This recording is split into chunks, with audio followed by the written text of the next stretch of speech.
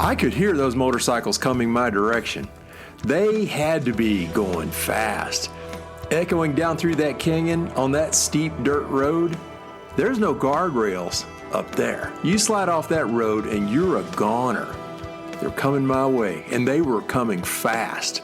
Those engines were screaming. Two KTMs roared up and parked right near my bike, next to the outdoor table where I was having breakfast up there in that little mountain village. Two matching KTM 500 Enduros. And the riders also in matching KTM off-road racing gear.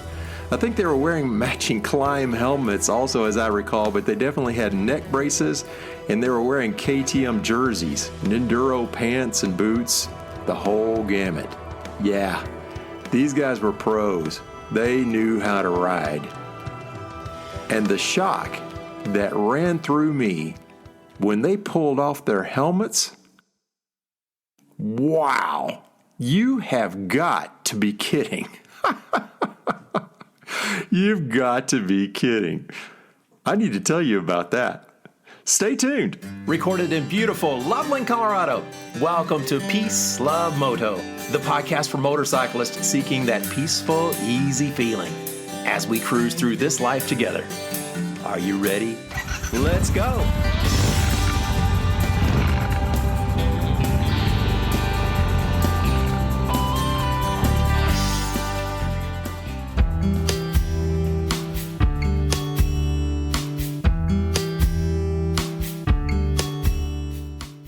I love sharing with you my Colorado. I've been riding motorcycles out here for about 25 years now, and I just love these twisty mountain roads and the views that you have just about everywhere. Always stopping for a good breakfast or another look over some completely amazing canyon or way up to those snow-capped mountains. It's just, it's awesome.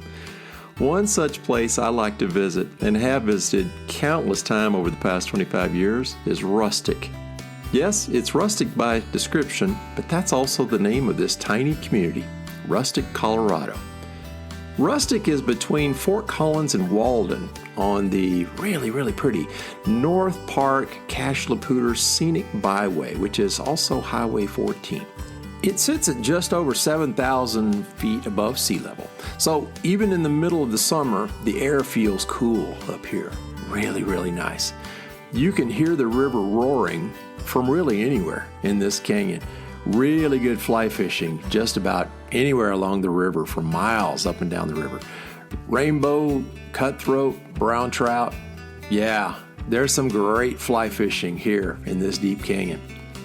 This is out there, too. It's quite remote. The only gas station for several miles, and most importantly to me, is the Glen Echo Cafe, where they serve one amazing breakfast. So from here in Loveland, Colorado, it's about 45 miles. An hour and 15 minutes according to Google Maps. But with the right music in your head and a smile on your face, you can make it on your motorcycle in about an hour's flat. Now, I'm not suggesting going fast, right? Because depending on if it's rained recently or if an overeager tourist has gone off the road pulling their trailer, there can be rocks on the road. So you got to be careful. I've seen big rocks around blind corners. So you really need to be careful out here. Just remember what your mother says. Have fun, but be careful. So let's get back to the Glen Echo Cafe. Yeah, this little place serves a really good, hearty breakfast, lunch and dinner for that matter, with really nice wait staff. The folks that work at Glen Echo either have quite a long commute from Fort Collins to the east or Walden from the west, or they live in a cabin nearby. Glen Echo has cabins for rent and a few campsites too. Anyway, one summer day, I rode out there for lunch with one of my riding buddies. The very friendly lady, she was maybe 40 years old, who waited on our table. Oh, she was just awesome, just so nice. I could hear her southern accent. And although I've lived in Colorado for many years now, you may be able to tell I actually grew up in Texas. I asked her where she was from, and she named the town, and I knew of it very, very well. Maybe I was too nosy at this point, but by impulse, I asked her what brought her way out here from Texas. She paused for a moment. Then I realized that I'd asked a question that was way too personal. I shouldn't have done that. But she went on to tell me and my friend that just months before, in Texas, she had found herself really with nothing but her dog and a van to live in. I guess bad things had happened. She kind of alluded to that. She had lost almost everything. So just like me, back in the day, she had a dream of living in Colorado. Now was a good time for her to make that big change, just months ago. So somehow she found Rustic and the Glen Echo Cafe here in Colorado in a want ad. She answered it and she got the job. She said she applied and the good folks there made arrangements for her to live along with her dog in one of those rental cabins. This was a very nice lady, just so genuinely nice. She trusted two strange men, with a little bit of her life story. And you can bet we gave her a really big tip.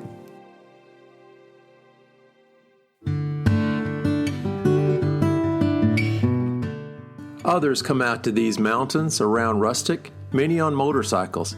On another visit, a solo ride up the canyon to the same cafe, I parked my bike right next to an older Honda Goldwing, maybe a 2000, 2003, something like that.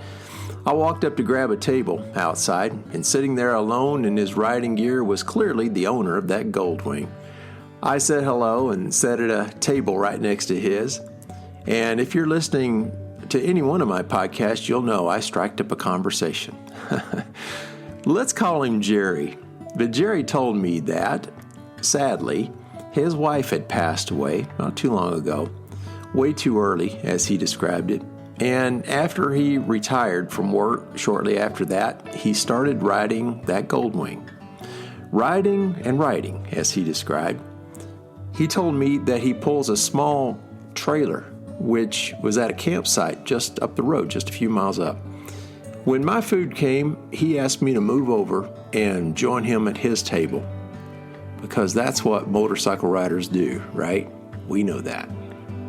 Jerry told me about how he has traveled all over the United States for the past several years, hardly ever returning home, just kind of moving around with the seasons.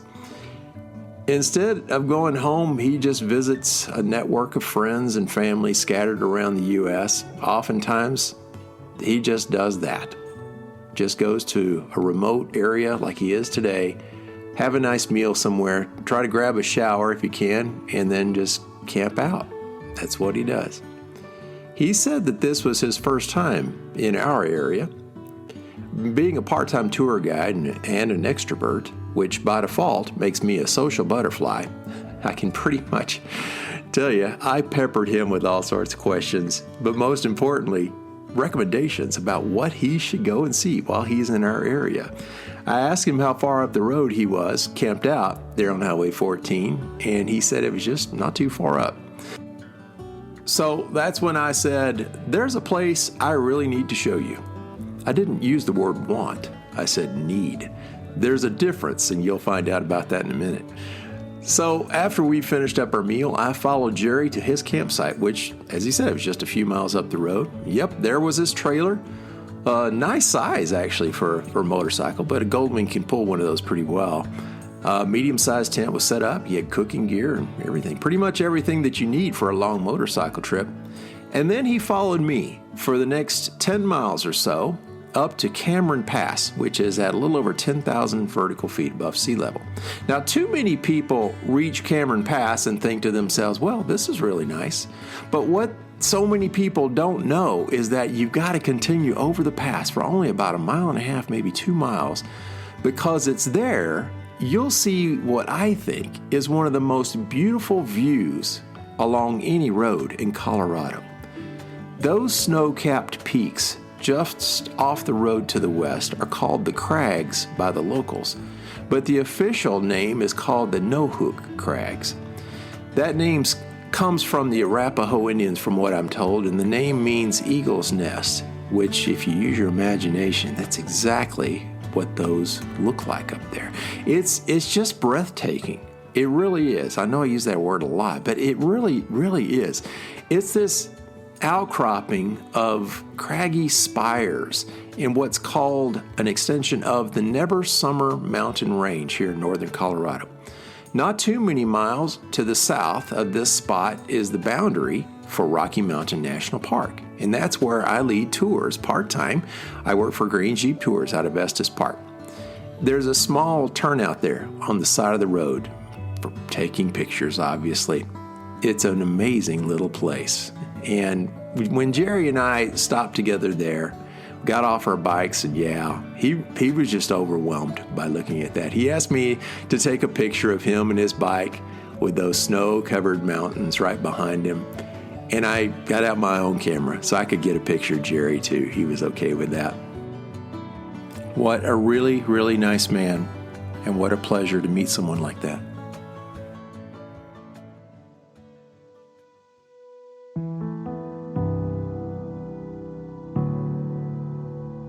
Both Jerry and the waitress, both of whom I met at the Glen Echo Cafe, had at least two things in common, I'd say.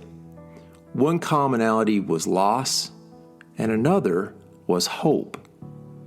I think it's a very courageous person who can live with both of those. Something drew them to the mountains also here in Colorado. Maybe another thing, they were both willing to have a personal conversation with someone they had just met, to share a little bit about themselves to a total stranger. I think that, I'm sure that by riding up on a motorcycle, we make ourselves appear a little more open to others for a conversation. I don't really know why, but I've experienced that over and over. I'll bet you have too.